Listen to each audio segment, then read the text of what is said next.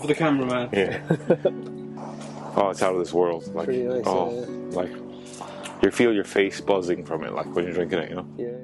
Hello, welcome to the Bullen Arc in Bullen, near Loughrea in Galway.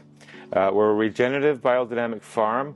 We specialize in growing vegetables, edible flowers, and fine herbs for restaurants all around Galway and the west of Ireland. So I used to live in Galway and in a place called Well Park, and I had a small garden out the back where I used to have an aquaponics system and a 5 meter by 3 meter greenhouse. Cool. We had tilapia, we had basil. We actually sold basil to Cava way back then, and yeah, that kind of expanded my interest, expanded the realization that people wanted to have really good food. And that expanded me to do an aquaponics in Dublin, which led me to buying the land here then, with the intention of originally doing aquaponics. But then I discovered regenerative farming, no-dig, and really bringing back some of our ancient farming practices, especially our Irish ones, which led me then to more of a, I suppose, an overall regenerative approach to the land. And then I discovered biodynamics a couple of years ago, which has become a real big thing in wine, which is now becoming a bigger thing in vegetables, which is just learning to farm in a more holistic way, always working within the cycles of nature and even astrology. So, for example, we would plant seeds when the moon is rising, and we would plant plants out generally when the moon is falling. So it's basic kind of, you know, yeah, that's it. Well, nature grows it for us. We just have to work in alignment with it, and it'll give us the best quality we could hope for. When you say like the no-dig garden and the no-dig growing, like I suppose the best way to paraphrase it is no plow. Okay, so at no point do we plow up our land. We're never trying to invert our soil layers. We're trying to respect the soil mycology. I mean, if we go back in time, Paris is a good study. So Paris was a city that was a market garden city, and that farmed vegetables within the city. 25% of Paris used to be market gardens, and they depended on the horse manure from around the city. So the horse manure would be collected every day and brought to the market gardens, which were evenly distributed throughout the city in these walled gardens, and then be applied to land. So I mean, I suppose one of the big principles in no-dig is we never mix in. So when I apply the manure, I'd only put it as a layer on top, mimicking the way things would fall on top of the soil in nature. Like leaves of exactly. trees. Yeah, when we have the leaves fall from nature, they never get mixed in by anything other than insects, which will pull them down, eat them, and then deposit them as a natural fertilizer. Like, so no-dig, we're really just speeding up the process that could happen naturally through, let's say, letting the weeds and various grasses and things in the field grow, and then chop and drop. So it should be like a mulching mower that would come along, turn that up into mulch, which then becomes soil. If you do that for like 4 or 5 years, you're going to produce an excellent soil if you have the right species balance, you know? But we can do that much quicker by applying that organic material with no-dig, which is really mimicking forest floor, by the way. Because remember, in Ireland we had such rich oak forests here, especially this area. This was all oaks back in time. They say you could walk from Galway to Dublin without like not touching the ground. From not touching the ground, from oak tree to oak tree. You know? Exactly. And so what happens with those big trees? They bring up minerals from deep in the soil. They bring it up into the tree, and they drop the leaves. So thereby mulching the forest floor. Which, if you're ever in a good old growth forest, it's very spongy. The soil. It's almost bouncy. You know.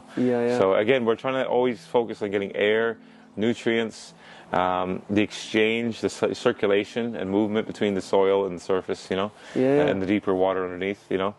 One of the interesting things, for example, people don't think about the cycle of water in the soil itself, but water lifts up out of the soil in the morning and goes back down in the evening time. So understanding this, we can actually decide to dry or moisten our soil by what time we even apply the mulch. They knew exactly what they were doing in the old times. They had no reliance on imports because they couldn't import their food. So of course the power of any land or chieftain was the ability to feed his people. And this is what made it so important then on how the food you could produce and how the actual calorific content and the mineral content especially. You know, because over a long time you'd see problems with your people if you didn't have the right minerals in it, you know. I've been very fortunate to work with you in Blackthorn and the Pins in Barna for the last 6 years. I mean, it's working with restaurants like yourselves. It gives us the opportunity to have gardens like this around Ireland and to appreciate what we're doing to a finer level, you know. It's really nice, to have you, one, so close, two, so passionate, and just the range of stuff that comes into us. I'm always stunned by the flowers, especially because they're so colourful, different sizes, shapes, always seeing something new.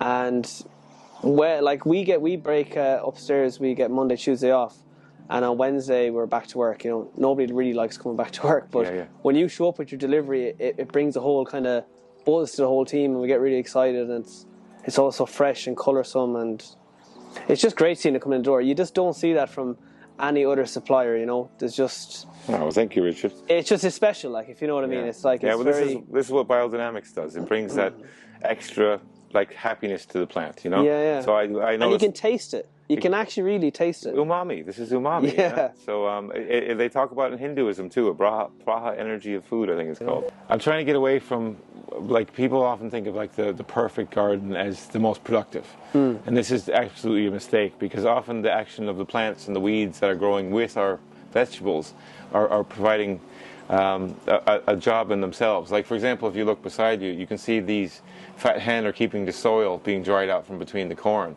But they're not obstructing the corn, because the corn can go higher than the fat hen. Okay, so to talk about what I wanted to do in Boulogne was really to bring back as much diversity to the plate as possible, especially around herbs and vegetables, because we're pinned in this idea that we can all eat this or eat that, or, you know, when there's so many flavors, textures, and experiences to be had, that we could literally eat something different every day and never repeat for the year. You know, even here in Ireland, where we think we're quite limited, we have 1,000-year horticulture here. That's it goes back a very long time. One of the interesting things I've noticed from the Druid castles around Ireland is that the slit windows seem to all have astronomical alignments to the, like, for example, the spring or fall equinoxes and such, which is a way of measuring the solar properties for their own biodynamic calendar. So that was quite surprising, you know. Then to see that they clearly knew this information so far back, you know. So what I really wanted to do here is to have a really rich biodiversity, and rather than trying to go, I'm going to grow this, we decided to see what would grow well here and work within that. Yeah. Well, it seems that everything's kind of growing well out here. So. Oh no, there's plenty of stuff, you know. Fair place, yeah. And definitely, like, you know, variety is the spice of life. So exactly. More power to you. The more stuff you can grow and get people more interested, and maybe even challenge chefs a bit more as to, you know, hey, I've got this week, this another week, you know, what are you going to do with it?